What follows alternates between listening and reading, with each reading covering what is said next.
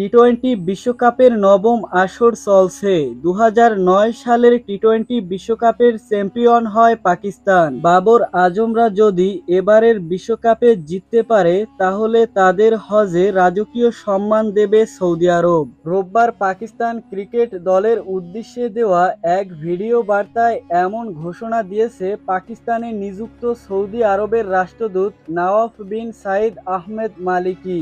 সামাজিক যোগাযোগ মাধ্যমে পাকিস্তান ক্রিকেট বোর্ডের অফিসিয়াল আইডি থেকে প্রচারিত ভিডিওতে সৌদি রাষ্ট্রদূতকে বলতে শোনা যায়, পাকিস্তান ক্রিকেট দলের ভাইদের জন্য আমার বার্তা হচ্ছে, ইনশাআল্লাহ তোমরা টুর্নামেন্ট জিতবে এবং পাকিস্তানের জনগণ 2024 সালের বিশ্বকাপ দলের সাফল্য উদযাপন করবে।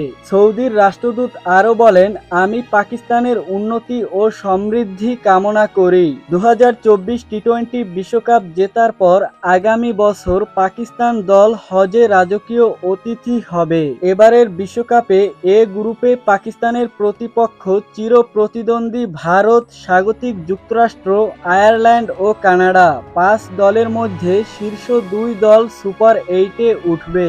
তো দর্শক, ভিডিওটি সম্পর্কে আপনার মূল্যবান মতামত কমেন্টে লিখে জানাবেন। আর ক্রিকেট রিলেটেড যে কোনো আপডেট পেতে চ্যানেলটি সাবস্ক্রাইব করে পাশের বেল বাটনটি অন করে দিবেন।